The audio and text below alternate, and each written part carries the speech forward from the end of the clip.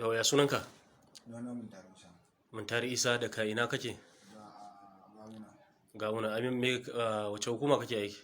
Hukumar Karota. Karota. Kai cikakken ma'aikacin Karota ne ko ya? Cikakken ma'aikacin Karota. To Karota Marshal ko Karota Marshal. Regular?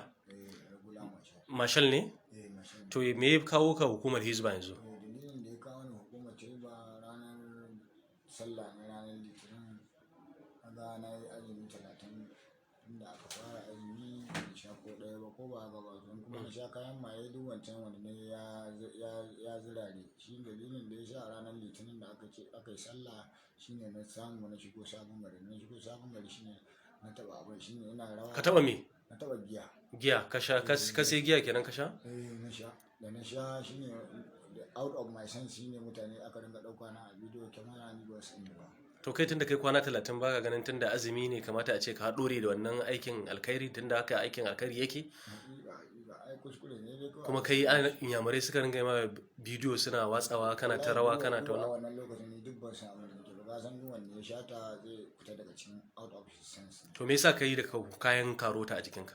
Me yasa baka tube uniform din ba? Kuskuren da nake nan ba na ma na samu na cire ma ko riga. To daman kana sa wannan kayan Karota din yeluwan? Daman ina sa. Yeluwar? Ina sa. Ai na ka same ta? A nan bayan gidanmu na same ta, waɗanda yan Karota suka taru. Daman can kuma Karota an baka yeluwar riga? A abin Tunda kaga Marshal ai ba sa sa yeluwar riga. Marshal ne confirm. To me yasa ka sa yeluwar rigar haka fito mutane suka ga fahimci? Dauka kawai ne a bayan wannan ga sun jefar da ita, na dauka na wanki. Kaga laifi bi kenan.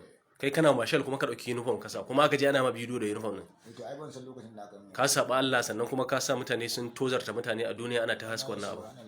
To yanzu ga ka an kawo ka hukumar Hizba domin a yi ma hukunci, me wani irin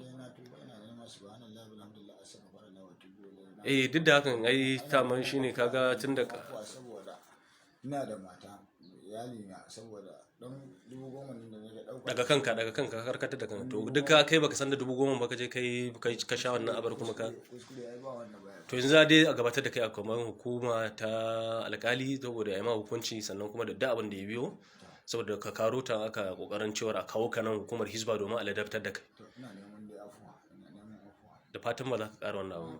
Wani kira kuma kake da mutanen da ka batawa? Tunda yayin postin ɗinka ka bata mutane.